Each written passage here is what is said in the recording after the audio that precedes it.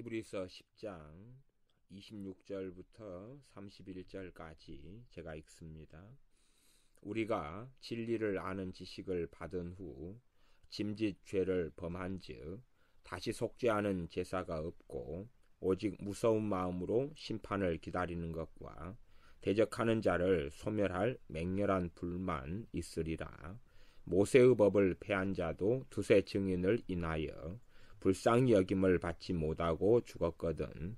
하물며 하나님 아들을 밟고 자기를 거룩하게 한 언약의 피를 부정한 것으로 여기고 은혜의 성령님을 욕되게 하는 자의 당연히 받을 형벌이 얼마나 더 중하겠느냐 너희는 생각하라. 원수 갚는 것이 내게 있으니 내가 갚으리라 하시고 또다시 주께서 그의 백성을 심판하리라 말씀하신 것을 우리가 아노니 살아계신 하나님의 손에 빠져 들어가는 것이 무서울진저. 아멘.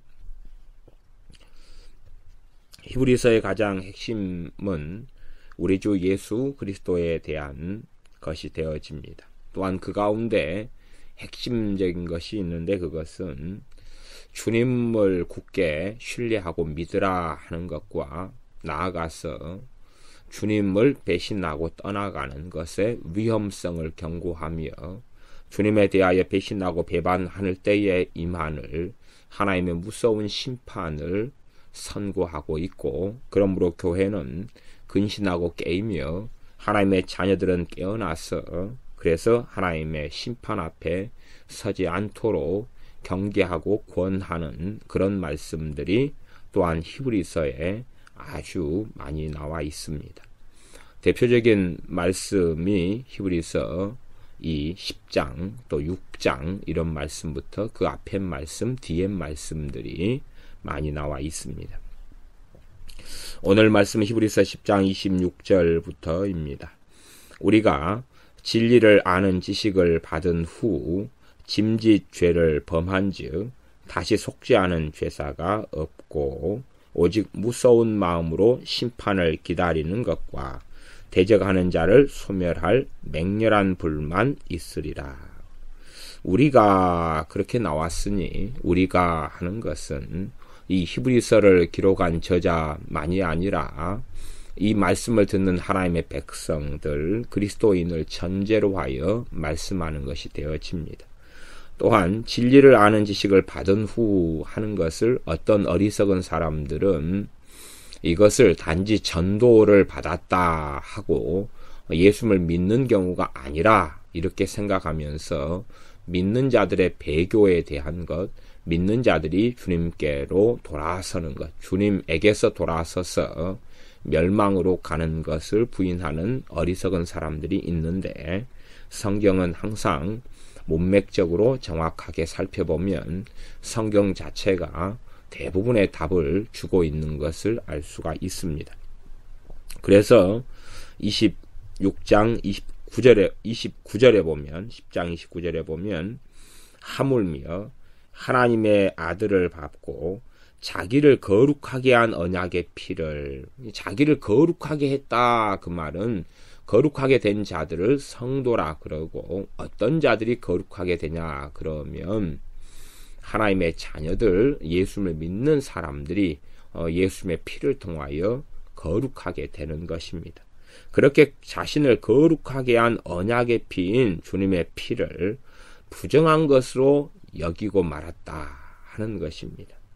나아가서 은혜의 성령님을 욕되게 했다. 그것은 당연히 이 내용의 말씀들이 예수님을 이미 믿었다 하는 사람들에 대한 이야기라는 것을 알 수가 있습니다. 그래서 26절에 우리가 진리를 아는 지식을 받은 후에, 진리를 아는 지식이다. 그러면 진리 대신 예수님을 알며 진리에 말씀된 복음을 알고 듣고 믿었다 하는 것을 성경에서는 안다 하는 단어를 사용합니다. 성경에서 안다는 것은 지식이나 정보에 대한 용인이나 승낙을 이야기하고 인정을 이야기하는 것이 아니라 진리의 말씀을 마음에서 받아들여서 믿는 것을 성경에서는 안다 하는 단어를 사용합니다. 그래서 진리를 아는 지식을 받았다. 어디에서요? 마음에서. 그런 말입니다. 그 후에 짐짓죄를 범한 즉 다시 속지 않은 죄사가 없다. 성경에 있는 참 많은 말씀들은 어떤 특정한 카테고리를 지어서 말씀을 하긴 하지만 그러나 또한 명심해야 될 것은 뭐냐 하면 사람이 하나님의 자리에 설 수 없다 하는 내용을 꼭 명심해야 됩니다. 가령 성령 해방죄가 있다 그러면 성령 해방죄에 대해서 주님께서는 명백하게 말씀하시지만 그러나 누가 100% 성령 해방죄를 지은 사람이다 하는 것은 하나님만이 판결하실 영역이 된다 하는 사실입니다. 그러지 하나님의 말씀을 가져다 놓고 당신은 성령 해방죄야, 당신은 짐짓죄를 지은 사람이야 그렇게 말할 수는 없는 것입니다. 물론 특정한 경우들의 성의 역사를 통하여 그러한 죄를 지은 사람을 알 수 있다 하는 가능성은 인정을 합니다. 그러나 자신이 거룩한 선지자다, 자신이 거룩한 사도라고 말하는 것이 얼마나 하나님 앞에 두려운 일인가도 반드시 생각해 보아야 한다 하는 것입니다. 그래서 사람의 교만을 하나님께서 용납하시 아니하시기 때문에 사람들이 함부로 사람을 판단하고 정죄하면서 성경을 자의적으로 해석해서 누군가를 향하여서 짐짓죄를 지었네 어쨌네 하는 것은 위험한 일이고 이 하나님의 말씀을 통하여 우리 자신만을 돌아보는 것이 가장 지혜롭고 올바른 일이 되어질 것입니다. 나아가서 하나님의 말씀을 증거하고 전하되 특정인을 가리켜서 짐짓죄를 지었느니 혹은 성령 해방죄를 지었느니 하는 등의 말로 단정적으로 정죄하는 것은 정말로 어리석고 어리석은 일이 되어집니다. 짐짓죄를 범했다. 짐짓죄라는 것을 일반적으로 설명을 약간은 하자면 이것은 일부러 계속하여 짓는 죄다 이렇게 해석하고 이해할 수 있습니다. 일부러 고의적으로 죄를 계속하여 짓는 죄가 짐짓죄다. 그러나 이 짐짓죄에 해당되는지 그렇지 않는지를 우리가 알기 어려운 것은 과연 도대체 어떤 죄를 고의적으로 얼마만큼 지으면 혹은 어떠한 강도로 지으면 과연 그 죄가 가득 차서 짐짓죄가 될런지 하는 것을 우리가 알 수 없다 하는 것입니다. 그렇기 때문에 우리가 어떤 죄를 고의적으로 또 악의적으로 계속하여 지어간다면 어느 때에 짐짓죄를 짓는 그 자리까지 이르게 될 것이다 하는 것 정도만 우리가 이해하는 것이 좋겠습니다. 또한 어떠한 죄가 고의적이냐 혹은 고의적이지 않느냐 할 때에 실상은 우리가 짓는 모든 죄는 하나님 앞에서는 고의적이다 말할 수밖에 없습니다. 그러하지 죄에 대한 원인을 환경 탓으로 사람 탓으로 돌릴 수는 없는 것입니다. 그럼에도 불구하고 우리가 이해하기 쉽게는 죄를 크게 두 가지 정도로는 나눌 수가 있습니다. 하나는 연약함에서 짓는 죄하고 또 하나는 고의적이고 악의적으로 짓는 죄 이런 식의 구분은 가능합니다. 그러나 그 구분도 완벽한 게 아니라 어떤 것이 정확하게 연약함에서 짓는 죄인지 어떤 것이 고의적으로 짓는 죄인지 하는 것까지도 동일한 죄라 할지라도 사람마다 다를 수는 있습니다.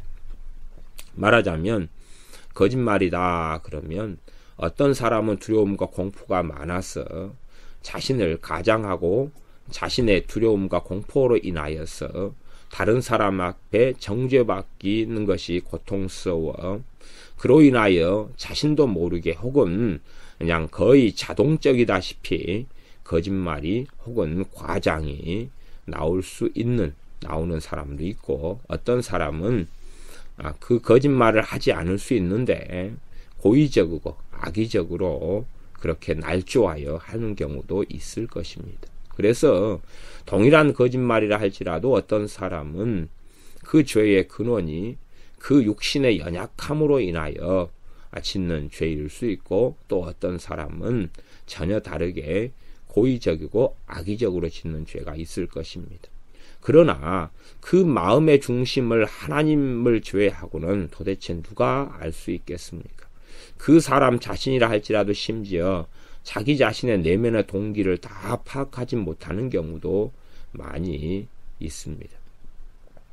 저는 예를 들어 어떤 길을 걸어갈 때에 제가 특정한 길을 중심으로 걷는 습관이 있어 왔습니다. 그러다가 그러한 습관을 한 10여 년을 어떤 길들만 가면, 어떤 지역만 가면 특정한 어떤 길로 제가 걷는 것입니다.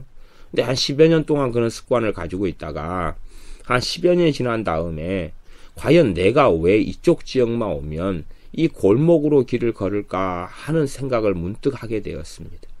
그러면서 어느 때 한 10여 년이 지난 후에 깨닫게 된 것은 내가 이쪽 골목으로 내 마음의 깊은 동기 속에서는 걸어가야 될 내 나름대로 어떤 이유를 가지고 있었구나 하는 제 내면을 들여다본 적이 있습니다. 왜냐하면 그 골목이 아니라 다른 골목으로 걸어간다면 내가 만나기 싫어하는 껄끄러운 사람을 만날 가능성이 얼마라도 있었기 때문에 그것을 피하려는 제 내면의 욕구와 동기가 있었다 하는 것을 보게 되었습니다. 그런 것처럼 사람이 자신의 내면에 일어나는 것조차도 다 살피지 못하고 알지 못하는 부지불식간에 일어나는 일들이 많음에야 어떻게 어떤 사람의 죄에 대하여 하나님을 제외하고서도 그 누가 하나님 외에 그 사람이 어떠한 죄를 지었다라고 쉽게 판가름할 수 있느냐 하는 것입니다. 그것 때문에 제가 서두에서 우리가 어떤 사람의 죄를 판단할 때에 쉽게 판단하거나 하나님의 자리에 앉는 그 우를, 어리석음을 범하지 않아야 한다. 그걸 주의해야 된다라고 제가 누누이 말씀드렸습니다. 오히려 우리 자신에 대하여 우리가 이러한 죄를 짓지 않기를 주의하고 경계하며, 또한 이러한 죄가 있다는 것을 명심하는 가운데 우리의 자녀들에게도 가르쳐야 할 필요가 있을 뿐만 아니라, 또한 교회에도 함께 주님을 섬겨가는 사람들에게도 기회 되는 대로 주의 말씀을 증거하는 것은 당연한 일이 될 것입니다. 그러나 정죄로 나아가는 어리석음 속에 들지는 않아야 할 것입니다. 짐짓죄를 범한즉 고의적이고 악의적인 죄를 계속하여 지은즉 어느 선에까지 하나님께서 인내하시고 참으실런지는 알 수가 없습니다. 그러나 어느 선, 그래서 하나님 보실 때에 이제 짐짓죄다, 그렇게 하나님이 판가름하시고 난다면, 그런다면 다시 속지 않은 죄사가 없게 된다 하는 사실입니다.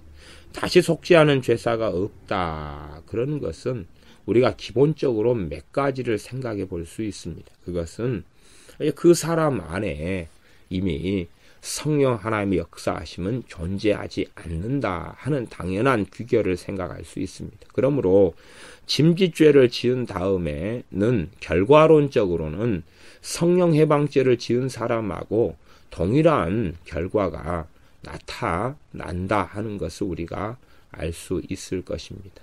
말하자면 기본적으로 이러한 짐짓죄를 지은 사람 가운데 한 사람을 우리가 생각해 볼 수가 있는데, 구약시대로 간다면 그 사람이 사울 왕의 경우에 이 히브리서 10장의 짐짓죄를 짓는 경우에 해당되지 않을까 하는 충분한 가능성을 보게 되어집니다.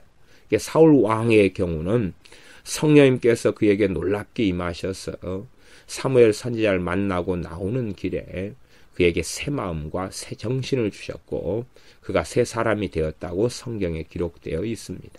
그러나 그가 그렇게 하나님의 큰 은혜와 성령의 임하심을 통하여 새 사람이 되고 겸손할 때에 하나님께서 이스라엘의 첫 번째 왕으로 부르고 삼으셨는데, 그의 인생에 있어서 그가 왜 어떠한 죄 가운데 계속하여 나아가게 되었느냐 하는 것에 대하여 자세하게는 설명하지 않습니다. 그러나 사무엘 선지자가 그 사울 왕의 영혼을 위하여 간절히 하나님께 기도할 때에 하나님께서 사무엘 선지자에게 하신 말씀이 그러합니다. 이제는 기도하지 말아라. 내가 너의 그 사울 왕을 위한 기도를 내가 듣지 않겠다. 그러니 더 이상 기도하지 말아라 라고 말씀하실 정도가 된다면 사울 왕이 하나님께서 정한 마지노선을 완전히 넘었다 하는 것을 우리가 생각해 볼 수 있습니다. 우리는 하나님의 성경에서 말씀하는 하나님의 자비하심이 얼마나 놀라운 줄을 알고 있습니다. 하나님의 긍휼히 여기심이 얼마나 큰지도 알고 있습니다. 그런데 더 이상은 그 사울 왕에게는 하나님의 인자하심도 자비하심도 긍휼히 여기심도 오래 참으심도 이제는 다 되었다 하는 것을 우리가 알 수가 있기 때문에 어떠한 사람이 짐짓죄를 지었다 하면 아마 사울 왕 정도가 가장 큰 해당사항이 있지 않는가 하는 생각을 할 수가 있습니다. 또한 나아가서 이 짐짓죄를 지은 사람을 신약에서 한 명을 찾는다면 그 사람은 가룟 유다 정도가 되지 않을까 싶습니다. 그 가룟 유다가 주 예수님의 사도로 부르심 받아서 치유를 하고 복음을 전하고 귀신을 쫓아내는 사역을 하면서 그러면서 성경에 나와 있기를 이 연복교에서 돈을 훔치는 일을 계속했다라고 이야기합니다. 그리고 결국에는 주님에 대하여 배신하고 주님을 팔기로 모의하고 그리고 주님을 팔아 넘겼습니다. 어느 때에 주님께서 이제는 너 할 일을 해라 라고 그하고 모든 연결과 모든 것을 다 정돈하시고 정리하시는 그러한 일을 보게 됩니다. 구약에 있어서 과거에 선지자였던 사람 가운데도 한 사람을 찾을 수가 있는데 그 사람은 발람 선지자라는 사람입니다. 발람 선지자에게 성령이 얼마나 놀랍게 임하셔서 그가 이스라엘 백성을 향하여 놀라운 축복을 했는지 우리가 성경에서 살펴볼 수가 있습니다. 발람 선지자에게서 정말로 특별한 일 가운데 하나는 그가 돈을 사랑하여 나아갔을 때 그가 탔던 나귀가 사람 말을 하면서 그의 길을 막았던 사건, 그 놀라운 기적 같은 사건을 우리는 알고 있습니다. 그러함에도 불구하고 선지자 발람은 고의적이고 악의적으로 하나님의 백성 이스라엘을 유혹하고 범죄에 들 만한 모략을 발락 왕과 함께 짜고 그리고 이스라엘 백성이 스스로 범죄하여서 하나님의 진노가 임하게 될 수밖에 없는 그 모략을 발락 왕에게 제공하게 됩니다. 무엇 때문에 그러냐 하면 자신의 부귀영화 때문에 그러합니다. 그리고 그는 하나님의 심판을 받아 죽임을 당하게 됩니다.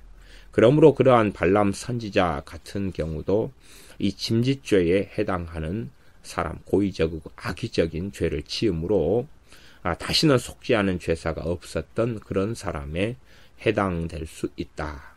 또 나아가서 이러한 짐짓죄가 성령 해방죄하고 연관성이 얼마나 될 것이냐 하는 것은 많은 신비적인 부분에 있어서 연결이 될 수도 있고 또한 전혀 다를 수도 있는 면모는 충분히 가지고 있습니다.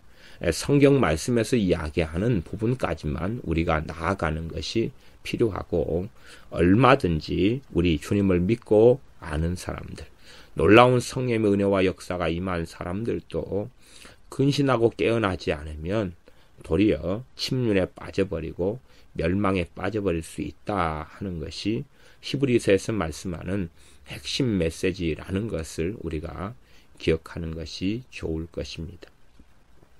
예수님을 믿는 교회에 대하여 로마서나 에베소서 같은 말씀은 창세전에 하나님께서 너희를 예정하고 택하였다 하는 놀라운 예정의 교리를 말씀해 줍니다.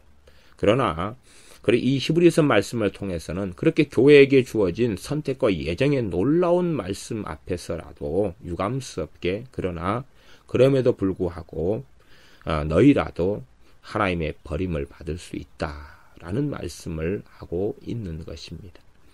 계속하여 말씀을 보겠습니다. 10장 26절에 그래서 짐짓죄를 범한즉 다시 속죄하는 죄사가 없다. 다시는 속죄하는 죄사가 없다. 그러니 다시금 속죄하는 제사가 없다는 것은 결코 그가 주님의 피로, 주님의 속죄로 용서받을 수 없다 하는 것을 이야기합니다. 그 다음에는 오직 27절에 무서운 마음으로 심판을 기다리는 것과 대적하는 자를 소멸할 맹렬한 불만 있으리라. 이제 하나님의 자녀의 자리에서 하나님을 대적하는 자의 자리로 가고 말았다 하는 것입니다. 그러한 대적하는 자를 소멸할 맹렬한 불은 하나님의 불입니다. 하나님은 소멸하는 불이심이니라 말씀한 대로 이 대적하는 자를 소멸하는 불이 되어집니다. 그러므로 어떤 경우에서는 고의적으로 악의적으로 주님의 복음을 회방하며 또한 주님 앞에 주님을 부정하고 하나님의 말씀을 거짓 것으로 바꾸는 그런 사람들도 침짓죄에 해당할 가능성이 굉장히 많게 되어집니다. 저 개인적으로는 NCCK라든지 이런 단체들 가운데서요, 많은 사람들이 종교다운주의를 외치고 주장합니다. 그런 것을 볼 때, 그래서 심지어 기도문까지도 예수님, 부처님, 석가님 그러면서 나무아무탑을 아멘 이런 기도문을 전면에 내세우고 있는 NCK라는 단체, 거기에 속해 있는 많은 사람들, 그들의 행태를 볼 때에 과연 이제 그들이 하나님을 대적하는 자리에 있느냐, 아니면 하나님을 영화롭게 하는 자리에 있느냐 할 때에 그들은 명백하게 하나님을 대적하는 자리에 있는 것을 보고, 정말로 그들 안에 성령 하나님이 계시고 주님께서 함께 하신다면 그러한 악행을 자행하지 않을 것이다 하는 것을 볼 때에 기본적인 신앙의 양심까지도 저버리고 없는 경우들을 살펴보게 되어집니다. 과연 그러한 사람들이, 그러한 지도자에 있는 사람들이 짓는 죄가 있다면 짐짓죄를 일 수 있다 라고 저는 생각하고 바라봅니다. 그러므로 그런 사람들이 짐짓죄를 짓게 된다면 더 이상은 진리를 깨닫는 것도 없을 것이고 바른 향방을 알고 걸어가는 일도 없게 되어질 겁니다. 아마 어떤 사람들은 진리의 말씀을 혼동하고 오해하면서 잘못된 길로 걷고 있지만, 그러나 하나님의 인자하심으로 인하여 언제든지 하나님께서 그들이 돌아오도록 기다리시는 그러한 오래 참으심이 또한 있을 수 있을 것입니다. 27절에 그래서 이러한 사람들은 대적하는 자가 되어지고 소멸할 맹렬한 불만 있다. 그래서 진리의 말씀을 대적하는 길에 있는 사람들 가운데 모든 사람은 아니지만 과거 믿는 사람 혹은 현재 믿는 사람이지만 그러나 진리의 말씀을 대적하는 이러한 사람들은 소멸할 맹렬한 불만 있다라고 말씀합니다. 아마 이에 해당하는 사람들이 과거에는 바르게 주님을 믿는 사람이었다가 이단이 된 사람들, 이런 가운데서도 충분히 많이 해당될 수 있고, 비록 또 구원파나 신천지나 이단에 속해 있었으나 그러나 그 가운데 나온 사람들도 많이 있는 것을 봅니다. 그런 사람들의 경우는 이에 해당되지 않는 것을 보죠. 그러므로 정말로 어떤 사람이 짐짓죄를 지었느냐 하는 것을 쉽게 판가름하기는 우리 입장에서는 아주 어렵습니다. 그러나 가능성 정도까지는 볼 수가 있게 되어질 겁니다. 그들의 열매를 통하여서 이런 사람들이 이러한 죄에 해당할 여지가 충분히 많다. 그러나 결정론적으로 그렇다라고까지는 말하기는 꽤 어려울 수 있겠습니다. 28절 모세의 법을 패한 자도 두세 증인을 인하여 불쌍히 여김을 받지 못하고 죽었거든. 과거에 이 모세의 법을 통하여서 이 이스라엘이라는 나라, 이스라엘 민족이 하나님 백성으로 다스려졌을 때에 그것은 신정국가였고 정교 일치의 사회였기 때문에 모세의 법을 어긴다는 것이 2명, 3명의 증인만 있으면 죽임을 당할 만한 이런 일도 있었습니다. 그래서 모세의 법을 패한 자도 두세 증인을 인하여서 죽임을 당했는데, 그런데 하물며 29절에 하나님 아들을 밟았다. 하나님 아들을 밟았다. 하나님 아들을 밟았다는 게 많은 의미로 우리가 이해하고 해석될 수 있을 것입니다. 기본적으로는 주 예수님을 구원자로서 인정하지 않았다. 주 예수님을 구원자로서, 유일한 구원자로서 인정하지 않고 무시했다. 그렇게도 말할 수 있을 것입니다. 일반적으로는 로마 카톨릭 같은 데서 행하는 행태하고 비슷한 것이 되어집니다. 주님을 아기 예수로 언제까지나 놔두고 마리아의 품에다가 놔두거나 혹은 십자고상처럼 주님을 십자가에다가만 계속 매달아 놓고 그리고 성모 마리아를 부각시키는 것입니다. 마리아를 부각시키면서 마리아에게 기도하고 마리아 앞에 절하는 그러한 끊임없는 행태. 그래서 하나님의 아들을 짓밟는 그러한 길을 걸어가는 그러한 천주교, 그리고 천주교인들, 천주교의 교황, 천주교의 신부들, 사제들, 주교들, 그런 가운데 어떤 이들은 얼마든지 돌이킬 수 있는 기회와 인자하심을 하나님이 베푸실 것입니다. 그러나 그 가운데 어떤 자들은 짐짓죄에 해당되어 버려서 다시는 돌이킬 수 없는 그런 악인의 자리, 하나님을 대적하는 자리에 있게 되어질 것입니다. 그래서 하나님의 아들을 밟는다 할 때에 이 짐짓죄를 지은 사람들의 행태와 모습을 얼마간 살펴볼 수 있는데 그 가운데 하나는 그들이 오직 예수님만으로 구원받는 것을 부정한다 하는 것을 알 수가 있겠습니다. 오직 예수님만으로 구원받는 것을 부정한다. 그것을 단순하게 자기 개인이 예수를 믿다가 그러다가 실족해서 떨어져 가는 것하고 그 다음에 공적으로 지도자의 자리에 서서 공개적으로 주님에 대하여 모욕하면서 예수님만이 구원인 것은 아니다. 혹은 우리 주 예수님에 대한 것은 설화하고 민담이고 사람이 꾸며낸 일이다 하는 등, 그러니 처음부터 불신자였던 사람이 그렇게 말하는 것은 큰 문제가 아닙니다. 얼마든지 회개하고 주님께 돌아서면 용서받을 수 있는 문제가 될 것입니다만은 믿는 사람이었다가 또 성령이 임한 사람이었다가 그러한 하나님의 아들을 짓밟는 이러한 길에 들어선 사람, 그것도 공개적으로 이렇게 하는 사람의 경우가 짐짓죄에 해당하는 그러한 경우다 라는 것을 살펴볼 수가 있습니다. 또한 자기를 거룩하게 한 언약의 피를 부정한 것으로 여겼다. 말하자면 우리 주 예수님의 보혈만으로 충분하지 않다라고 주장하는 것입니다. 주님의 보혈만으로 충분하지 않다. 구원 얻기에 주님의 보혈만으로 충분하지 않다.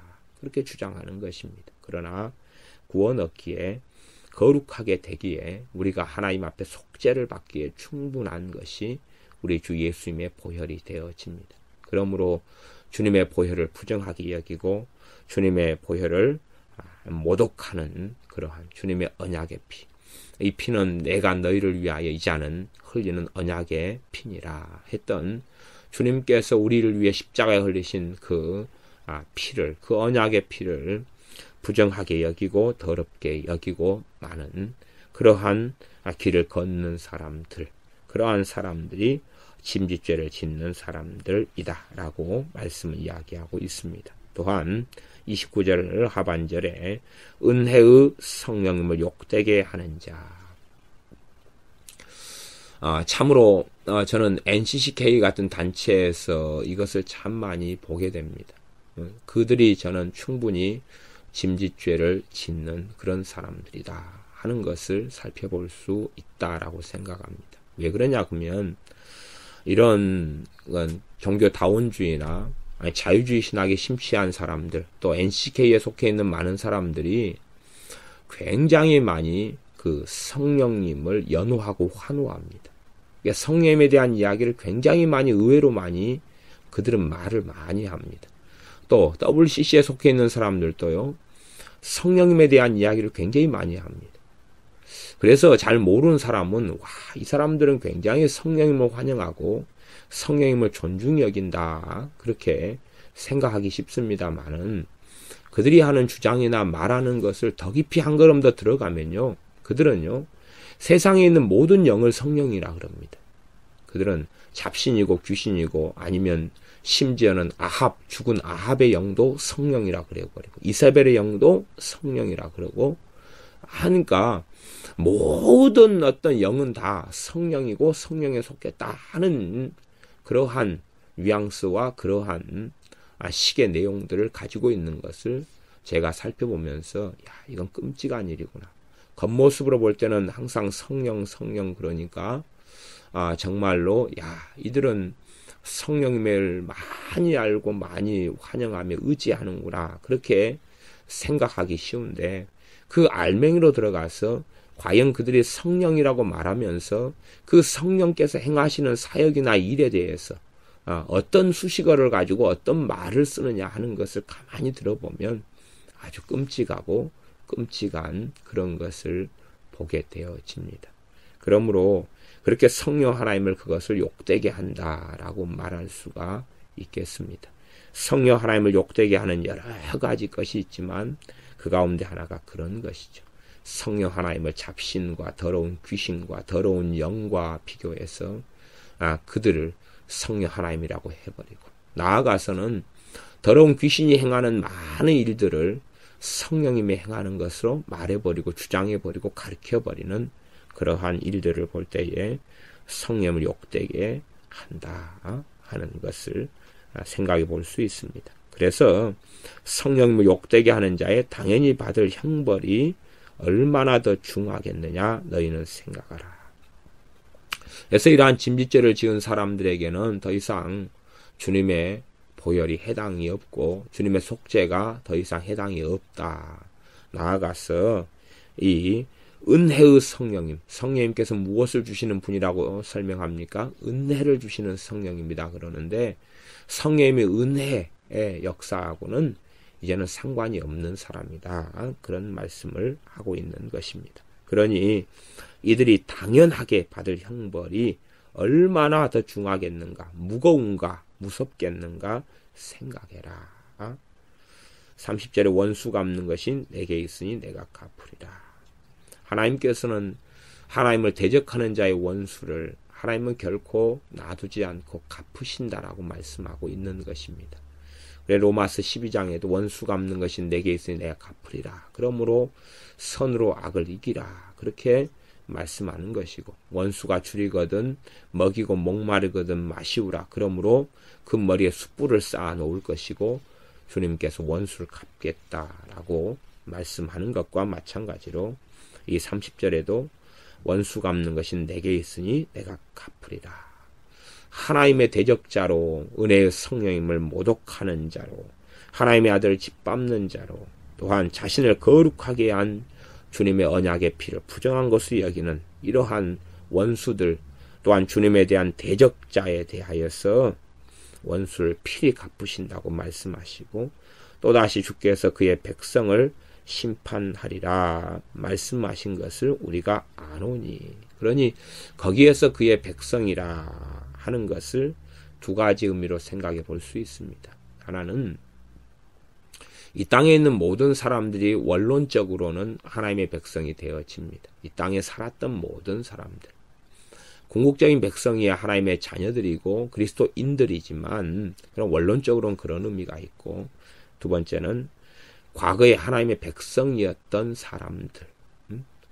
예를 들자면 구약시대의 이스라엘 백성들 같은 경우가 명목상으로는 하나님의 선민이고 백성이었는데 하나님을 불신앙하며 원망하며 하나님을 신뢰하는 길을 신뢰하지 않는 길을 걸어갈 때에 하나님은 40년 광야 세월 동안에 그들을 심판하여 죽이셨습니다. 그러므로 그러한 것을 볼 때에 주께서 그의 백성을 심판하리라 하는 일반적인 예를 거기서 보고 알 수가 있습니다. 또한 좀 어려운 이야기이긴 합니다만은 사도행전에서 이 성령님을 속였던 아나니아와 삽비라 부부가 한날에 죽임을 당한 그런 일을 볼 때에 주께서 그의 백성을 심판하리라 하는 말씀을 이 땅에서 얼마간 볼 수 있고 나아가서 하나님의 심판대 앞에서도 경험할 수 있는 일이 되어질 것입니다.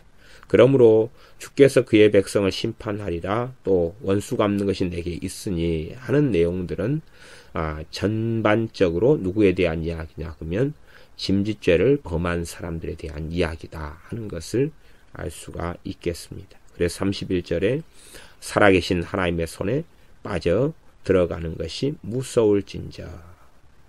이렇게 이제 31절은 무서울진저 하고 돼 있는데, 번역상으로 좀 매끄럽게 하려면 32절부터는 다른 문맥에서 이야기하기 때문에 살아계신 하나님의 손에 빠져 들어가는 것이 무서운 일입니다. 무서운 일이다. 이런 식으로 마무리를 짓고, 그 다음 32절의 전날에 이렇게 가야지 번역이 훨씬 매끄럽다. 이렇게 말할 수 있겠습니다. 그래서 살아계신 하나님의 손에 빠져들어가는 것이 무서운 일이다.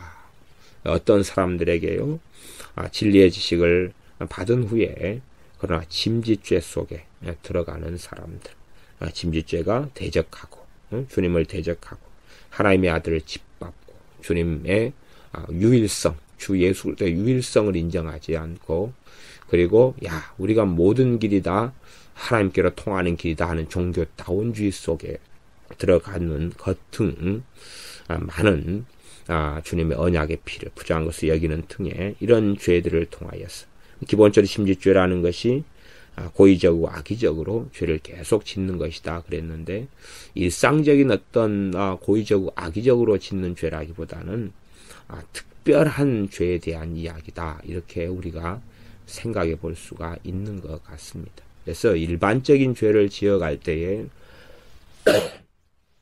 그것을 짐짓죄다 이렇게 이해하고 해석하기보다는 주님에 대하여 대적하고 주님에 대하여 싸우며 주님을 부정하며 하는 것이 아마 짐짓죄의 핵심이지 않나 이렇게 생각합니다.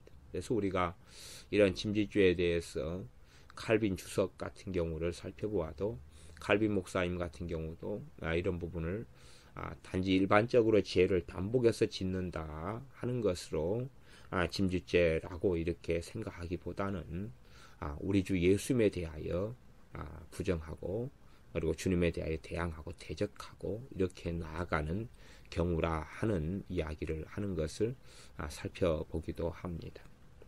그렇기 때문에 우리가 단지 이 말씀을 받은 다음에 우리가 짓는 어떠한 죄들 가지고 내가 짐짓죄를 짓는 것이 아닐까 하는 두려움 가운데 들어갈 필요는 없다. 그렇게 오히려 제가 말씀을 드려야 될 필요가 요즘 시대에는 있지 않은가 싶습니다. 왜냐하면 마귀는 성경 말씀을 오해하고 곡해하게 만들어서 그 사람으로 하여금 하나님 앞에 믿음으로 나아가지 못하게 방해하기 때문에 얼마든지 이러한 짐짓죄에 대한 내용들을 가지고 사람들로 하여금 공포와 두려움과 하나님을 의지하지 않고 죄 가운데 하나님께 나아가는 것을 방해하려고 역사하기 때문에, 그래서 제가 이 짐짓죄라는 것이 본문과 연결되어졌을 때는 그래서 29절 또 27절 이렇게 연결되어졌을 때는 대적하는 자다. 누구를 대적합니까? 하나님을 대적하며 우리 주 예수님을 대적한다. 이러한 길로 돌아서고 말아버린다 하는 것입니다. 또 나아가서 29절에는 하나님의 아들을 밟는다. 하나님 아들을 밟는다. 하나님 아들을 모독하고 짓밟고 무시하고 인정하지 않고 시인하지 않고 자기를 거룩하게 한 언약의 피를 부정한 것으로 여기고, 말하자면 주님께서는 단지 사람의 한 종류의 사람이었다. 아니면 사람이었다. 이런 이야기죠. 주님은 완벽한 사람인 것은 맞습니다. 그러나 그분은 또한 하나님이셨습니다.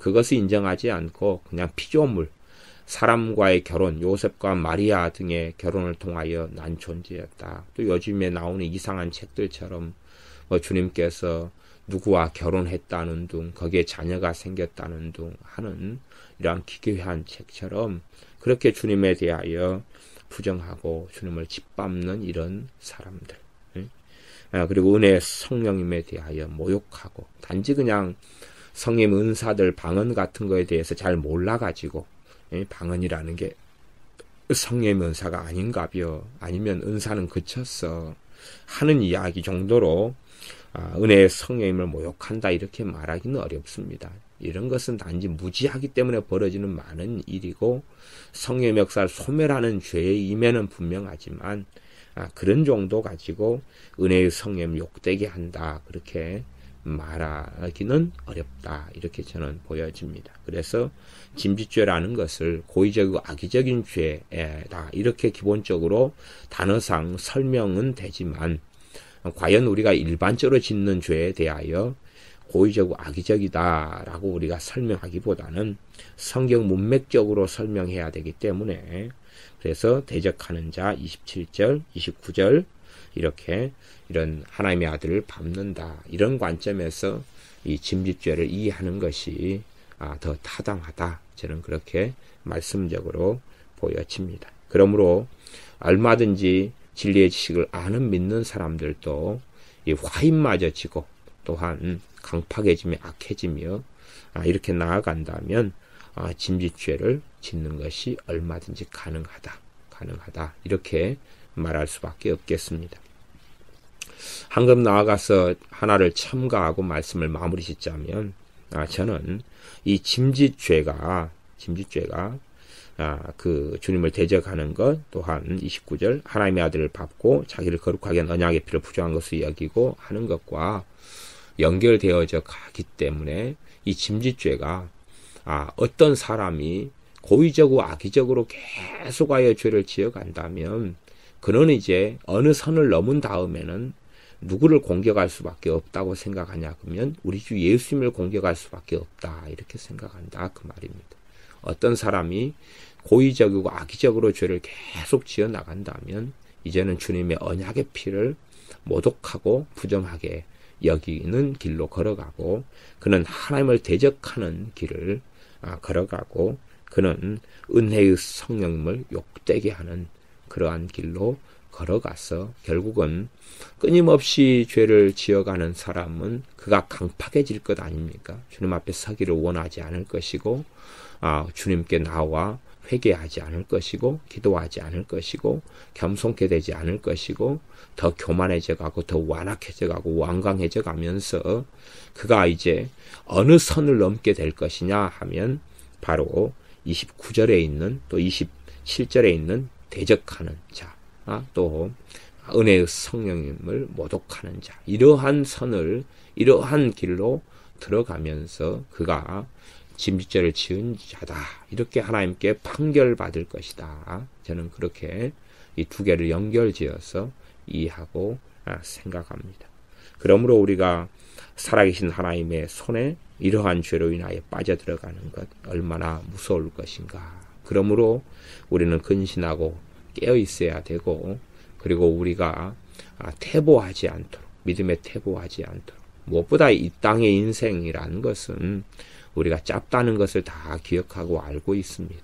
젊은 날이 한때처럼 지나가고 그리고 이 세상의 역사는 계속되어져 온 것 같고 때로는 주님의 재림이 지연되어져서 늦은 것처럼 여겨질다 할지라도 그러나 우리의 인생은 다 짧아서 70, 80, 90 때로는 50 짧아서 주님 앞에 서야 될 날이 가까이 오고 있기 때문에 주님의 재림이 때론 늦게 보인다 할지라도 우리의 인생은 안개 같고 나그네 같기 때문에 이 땅에 살면서 주님 앞에 서서 살아가는 것이 최고 중요하다는 것을 깨닫고 알아야 될 것입니다. 주님 앞에 서서 사는 것 이상의 가치 있는 일은 아무것도 없고 주님을 깊이 있게 알아가며 주님을 사랑해가는 것보다 더 가치 있는 일은 인생 가운데 아무것도 없다. 그렇게 말씀드릴 것입니다. 기도하겠습니다. 아버지 하나님, 우리가 잘못 짐짓죄나 이러한 죄들을 이해하고 생각하다 보면 마귀의 올무와 참속 가운데 들어가서 내가 짐짓죄를 지은 것이 아니냐 하는 두려움 가운데 들 수도 있습니다. 그러나 하나님 말씀을 잘 읽고 깨닫는 가운데서 우리가 일반적인 사람들이 짓는 죄로 인하여 짐짓죄로 들어가기보다는 그러한 끊임없이 고의적이고 악의적인 죄들을 지어가다 보면 결국은 주님을 부정하고 주님을 모독하고 주님을 대적하고 은혜의 성령님을 모독하고 대적하며 주님의 거룩한 피를 더러운 피처럼 만들어버리고 주장해버리는 그러한 궁극적인 짐짓죄의 자리에 들 수밖에 없사오매 우리가 오히려 근신하고 깨어날 수 있도록 도와주시옵소서. 그리하여서 언제까지나 주님의 속죄의 피가 우리를 깨끗하게 하오매 주님께서만이 우리를 거룩하게 하오매 주님을 의지하여 하나님의 심판대 앞에 서게 하시며 은혜의 성령님을 의지하여서 우리가 거룩한 여정의 길을 걷다가 주님의 심판대 앞에 서게 하여 주시옵소서. 예수님의 이름으로 기도하옵나이다. 아멘.